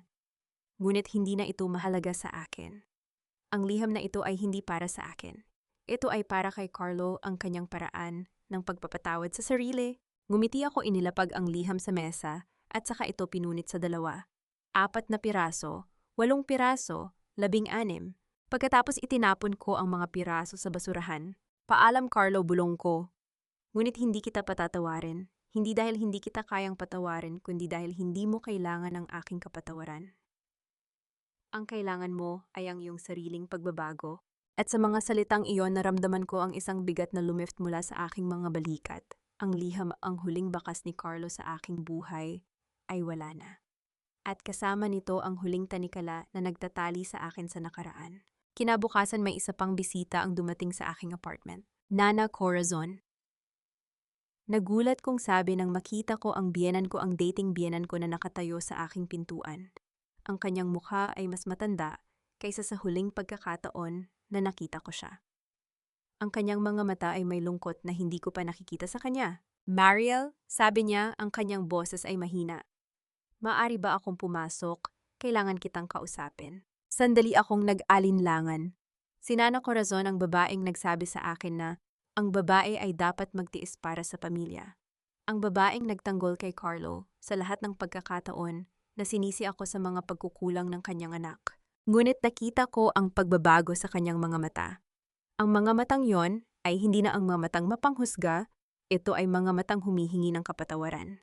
Tuloy po kayo, sabi ko itinabi ang pinto. Umupo si Nana Corazon sa aking sofa, ang kanyang mga kamay ay nanginginig. Inalok ko siya ng tubig ngunit umiling siya. Mariel, simula niya. Alam kong hindi mo inaasahan na makikita mo ako dito. At alam kong may karapatan kang paalisin ako. Ngunit kailangan kong sabihin sa iyo ang isang bagay na dapat kong sinabi noon pa man. Umupo ako sa harap niya tahimik na naghihintay. Mali ako na sabi niya, ang kanyang boses ay pumutok. Mali ako sa pagsasabi sa iyo na magtiis ka. Mali ako sa pagtatanggol kay Carlo sa kabila ng kanyang mga pagkakamali. Mali ako sa hindi kita nakikitang tao hindi lamang bilang asawa ng aking anak, kundi bilang isang babaeng may sariling pangarap, sariling halaga. Naramdaman ko ang pag-init ng aking mga mata. Sa loob ng maraming taon, si Nana Corazon ang isa sa mga taong nagpaparamdam sa akin na ako ay walang halaga, na ang aking tungkulin ay maglingkod, magtiis, at manahimik. Ngunit ngayon narito siya humihingi ng tawad. Nang mapanood ko ang kaso, patuloy niya nang makita ko ang lahat ng ebidensya, nang marinig ko ang mga testigo, doon ko napagtanto kung gaano ako naging bulag. Ang anak ko ay isang halimaw. At ako sa aking katahimikan ay naging kasabwat ng kanyang mga krimen. Hindi po kayo kasabwat na, mahinang sabi ko. Naniniwala lang kayo sa inyong anak. Normal po iyon. Hindi pagmamatigas niya umiling. Hindi normal ang pagsuporta sa isang taong nananakit ng iba. Hindi normal ang pagtatanggol sa isang taong nagsisinungaling, nandadaya, at nagsasamantala. Hindi normal ang pagpapatawad sa isang taong hindi humihingi ng tawad. Tumulo ang mga luha sa kanyang mga mata. Mariel, hindi kita hinihiling na kalimutan ang lahat. Hindi kita hinihiling na maging kaibigan ako. Nais ko lamang na malaman mo na sa unang pagkakataon sa aking buhay, nakikita kita. Nakita ko ang iyong lakas, ang iyong tapang, ang iyong dignidad, at hinahangaan kita. Kinagat ko ang aking labi, pinipigilan ang sarili kong mga luha. Salamat po, Nana. Ibig sabihin po ng malaki sa akin ang mga salitang iyon. Hindi, sabi niya, hinawakan ang aking mga kamay. Ang ibig sabihin ng mga salitang iyon ay wala kumpara sa sakit na idinulot ko sa iyo. Ngunit nais kong malaman mo na kung may anumang paraan upang mabawi ko ang tiwala mo, gagawin ko. Hindi bilang biyenan mo, kundi bilang isang taong nagkamali at nagnanais na matuto. Ngumiti ako, isang ngiting hindi ko inaasahan na mararamdaman ko sa harap ni Nana Corazon. Nana, hindi ko po kayo kailanman kinamuhian. Naawa po ako sa inyo dahil kayo rin po ay biktima ni Carlo. Biktima ng kanyang mga kasinungalingan, biktima ng kanyang manipulasyon. Tumingin siya sa akin, ng kanyang mga mata ay puno ng pasasalamat. Mariel, hindi ko po kayo hinihiling na kalimutan ng nakaraan. Patuloy ko. Ngunit handa po akong magsimula ng bago. Hindi bilang biyenan at manugang, kundi bilang dalawang babaeng natuto mula sa kanilang mga pagkakamali. Niyakap ako ni Nana Corazon ng mahigpit. Ang kanyang yakap, mainit, taos puso at puno ng panghihinayang, ay nagsabi ng higit pa sa mga salita. Salamat, Mariel, bulong niya. Salamat sa pagbibigay sa akin ng pagkakataong magbago. Nang umalis si Nana Corazon, tumayo ako sa harap ng bintana ng aking apartment. Ang araw ay palubog na, ang kalangitan ay puno ng kulay kahel at lila. Ang ganda. Ang payapa. Sa loob ng isang linggo, naranasan ko ang lahat. Ang bagong trabaho, ang pagkakaibigan ni Marco, ang liham ni Carlo, ang pagbabago ni Nana Corazon. Ang bawat isa ay isang hakbang sa aking paglaya. Ang bawat isa ay isang patunay na ang nakaraan ay hindi nagtatakda ng aking hinaharap. Tapos nagbulong ko sa sarili ko, tapos na ang lahat. Ngunit habang sinasabi ko ang mga salitang iyon, naramdaman ko ang isang kakaibang kaba sa aking dibdib. Hindi takot, hindi pangamba. Isang bagay na mas malalim, isang paalala na ang buhay ay hindi tumitigil, na ang mga laban ay hindi nagtatapos sa isang tagumpay lamang. At saka tumunog ang aking telepono. Tiningnan ko ang screen. Isang hindi kilalang numero, isang mensahe. Congratulations, Mariel. Ngunit ang laban ay hindi pa tapos. May isa pang Villanueva na naghihintay sa'yo. Isang taon na ang lumipas. Minsan kapag pumipikit ako, naririnig ko pa rin ang tunog ng sampal, ang matalim na palakpak na yumanig sa buong pagkatao ko. Ngunit hindi na ito sumasakit tulad ng dati.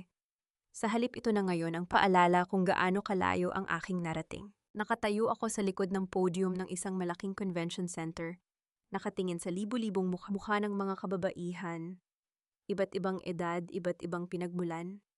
Ngunit may iisang kwento, ang kwento ng pagbangon. Ang komperensyang ito ay para sa kanila, para sa ating lahat.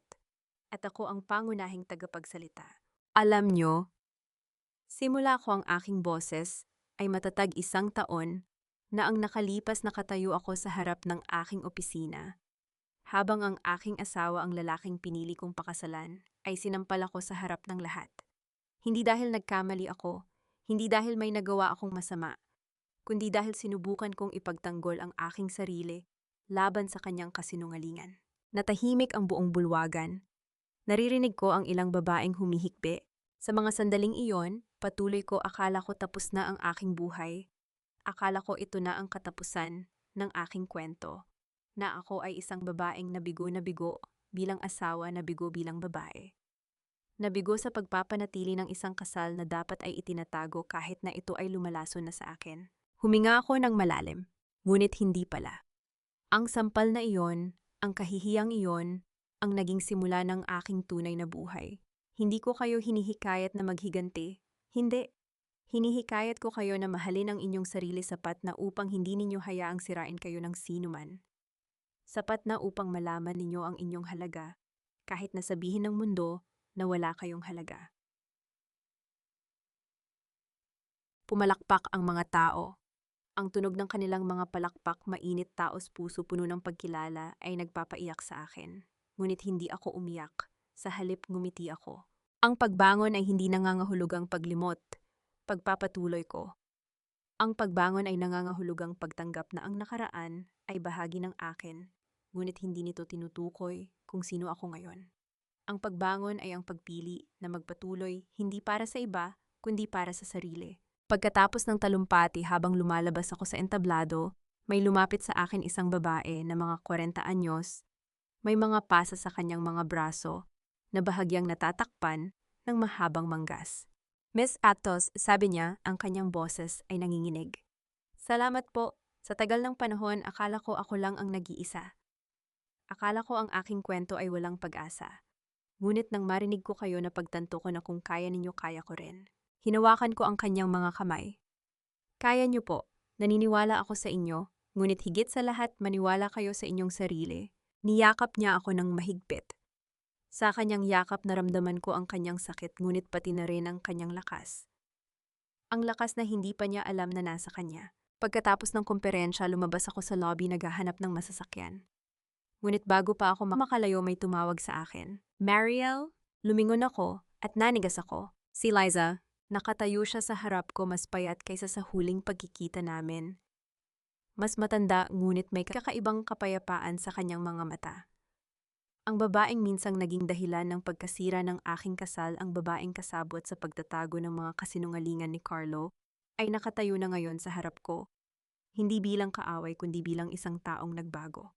Liza, sabi ko, ang aking boses ay kalmado, matagal na panahon. Oh, mahinang sabi niya. Mariel, alam kong hindi mo kailangang makipag-usap sa akin. Alam kong may karapatan kang lumayo. Ngunit nais ko lamang sabihin sa iyo salamat. Nagulat ako. Salamat, bakit? Dahil sa iyo nakalaya ako, sabi niya.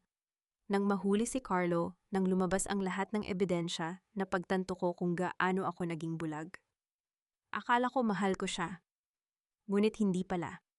Minahal ko ang imahe na ipinakita niya sa akin, ang lalaking magbibigay sa akin ng buhay na hindi ko kayang abutin ng mag-isa. Ngunit sa huli napagtanto ko na ang tanging taong makapagbibigay sa akin ng buhay na yon ay ako mismo. Tiningnan ko siya ng mabuti. Sa kanyang mga mata nakita ko ang katotohanan. Hindi siya nagsisinungaling. Liza, hindi kita hinihingan ng paliwanag, sabi ko. Ang nakaraan ay nakaraan. Hindi ko na kailangan pang balikan. Alam ko, sabi niya. Ngunit nais kong malaman mo na nagsisisi ako. Hindi lamang sa ginawa ko sa iyo, kundi sa mga taong sinaktan ko sa aking pagiging makasarili. At nais kong malaman mo na simula noon, nagbago na ako. Nagtatrabaho ako ngayon sa isang charity para sa mga biktima ng domestic abuse. Nagulat ako. Ikaw, ngumiti siya isang malungkot na ngiti. Oo, tila balintuna, di ba ang babaeng minsang naging dahilan ng pagkasira ng isang pamilya ngayon ay tumutulong sa mga biktima ng karahasan. Ngunit sa totoo lang, Mariel, ang aking pagkakamali ay nagturo sa akin ng isang mahalagang aral na ang pag-ibig ay hindi dapat sumisira. Ang pag-ibig ay dapat nagpapalaya. Tumigil siya tila nag-iisip kung dapat bang ipagpatuloy. Mariel, alam kong hindi ako karapat-dapat na humingi ng iyong pagkakaibigan. Ngunit nais kong malaman mo na kung may anumang paraan upang makabawi ako, kahit sa maliit na paraan gagawin ko. Hindi para sa akin. Para sa mga babaeng katulad natin na minsang nawala sa dilim, ngunit natagpuan ang kanilang sarili sa liwanag. Tumahimik ako. Sa loob ng isang taon, natutunan kong patawarin ang maraming tao. Si Carlo Sinana Corazon ang aking sarili. Ngunit si Liza, hindi ko inisip na darating ang araw na kailangan kong harapin siya. Ngunit narito siya. At sa kanyang mga mata nakita ko ang isang babaeng nagbago hindi dahil sa takot, kundi dahil sa pagpili. Liza Amwat. Sabi ko ang aking boses ay mahinahon. Hindi ko alam kung handa na akong maging kaibigan mo, ngunit handa akong makipagtulungan sa iyo para sa charity, para sa mga biktima. Kung ang iyong intensyon ay tunay, kung ang iyong puso ay nasa tamang lugar, kung gayon hindi ko hahayaan ang aking nakaraan na hadlangan ang isang mabuting layunin. Nagliwanag ang kanyang mga mata. Talaga, oo, sabi ko, ngunit tandaan mo, Liza, ang tiwala ay hindi nabibili. Ito ay kinikita. At kung nais mong makabawi, kailangan mong patunayan ito, hindi sa akin kundi sa mga babaeng tutulungan natin. Kaya ko kesta sa tumatsaka ang kakhaw, matatag na sabi niya. Ipapakita ko sa iyo, hindi sa pamamagitan ng mga salita, kundi sa pamamagitan ng aking mga kilos. Ngumiti ako, hindi isang ngiti ng pagkakaibigan, kundi isang ngiti ng pagkilala. Pagkilala na ang mga tao ay may kakayahang magbago, na ang nakaraan ay hindi nagtatakda ng ating hinaharap. Pagkatapos ng aming pagkikita, sumakay ako sa aking kotse at nagtungo sa aking opisina. Ang gusali, moderno, maliwanag, puno ng buhay ay naging tahanan ko sa nakaraang taon. Dito itinayo ko ang aking sarili mula sa mga guho ng aking nakaraan. Umupo ako sa aking mesa, binuksan ang aking laptop. Ngunit bago ako magsimula, napansin ko ang isang bagay sa aking drawer, ang lumang larawan ng aking kasal kay Carlo. Kinuha ko ito. Tiningnan ko ang mukha ng babaeng iyon, ang babaeng ngumingiti sa harap ng altar, walang kamalay-malay sa sakit na naghihintay sa kanya. Ang babaeng iyon ay hindi na ako, ngunit siya ang nagbigay daan upang maging ako. Oras na para sa bagong proyekto. Bulong ko, inilagay ang larawan pabalik sa drawer at binuksan ang aking laptop. Ang aking buhay ay hindi natapos sa pagkawala ng aking kasal. Nagsimula ito, ngunit bago pa man ako makapagsimula ng aking trabaho, tumunog ang aking telepono. Tiningnan ko ang screen, isang bagong mensahe. Congratulations, Mariel! Ngunit ang laban ay hindi pa tapos. May isa pang Villanueva na naghihintay sa'yo. Tumigil ang aking mga kamay. Ang parehong mensahe, ang parehong numero na natanggap ko isang taon na ang nakalipas. Ngunit sa pagkakataong ito, hindi ako nakaramdam ng kaba. Sa halip nakaramdam ako ng kalmado. Isa pang Villanueva, bulong ko. Sino ka man, handa na ako. Isinara ko ang telepono at binalik ang aking atensyon sa laptop. Ang laban ay maaring hindi pa tapos, ngunit hindi na ako ang babaeng madaling matakot. Ako na ngayon ang babaeng hindi nakakalimot, ngunit hindi rin natatakot sa hinaharap. Ang katahimikan pagkatapos ng mensaheng iyon ay hindi nakasama sa akin. Sa halip ito ay naging isang tahimik na saksi sa kung gaano kalayo na ang aking narating. Isang taon na ang nakalipas, ako ang babaeng umiiyak sa banyo ng opisina. Itinatago ang namamagang pisngi mula sa sampal ng lalaking sinumpaan kong mamahalin. Ngayon ako ang babaeng nakaupo sa sariling opisina, may sariling kumpanya, may sariling pangalan, Mariel Santos, hindi na Villanueva. Mga mahal kong tagapakinig, salamat sa inyong pagtitiis. Nasamahan ako sa mahabang paglalakbay na ito. Hindi ko akalain na sa pagsusulat ng kwento ni Mariel, makakasama ko siya sa bawat luha, Sa bawat pag-aalinlangan sa bawat gabing hindi siya makatulog dahil sa tanong na, sapat na ba ako?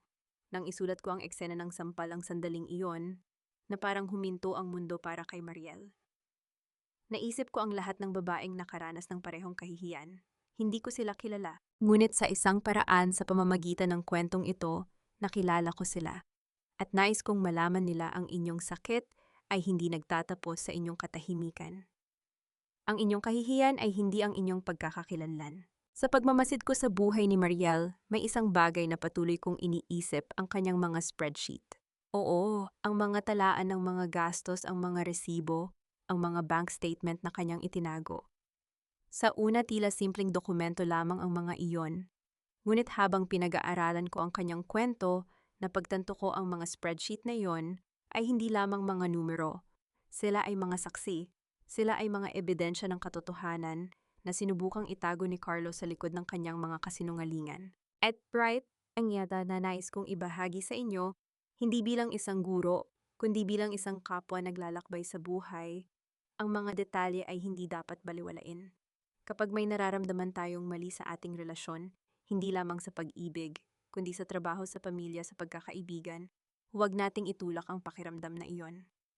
Minsan ang Diyos ay nagsasalita sa atin sa pamamagitan ng mga maliliit na bagay, ang pagbabago ng password ng asawa, ang pag-iwas sa mata, ang mga resibo na hindi maipaliwanag. Hindi ito paranoia. Ito ay pagprotekta sa sarili, at higit sa lahat ang pagtitiwala ay hindi nangangahulugang pagiging bulag. Ang tunay na pag-ibig ay hindi natatakot sa mga tanong. Ang tunay na pag-ibig ay hindi nagtatago. Ngunit higit pa sa mga spreadsheet, ang pinakamahalagang natutunan ko kay Mariel ay ito: ang paghihiganti ay hindi kailanman dapat ang nagtutulak sa atin. Oo, maaaring manalo tayo sa laban, ngunit kung tayo ay puno ng puot, tayo rin ang matatalo sa huli. Si Mariel ay hindi naghanap ng paghihiganti, naghanap siya ng katarungan. At may malaking pagkakaiba ang dalawa. Ang paghihiganti ay sumisira, ang katarungan ay nagpapalaya.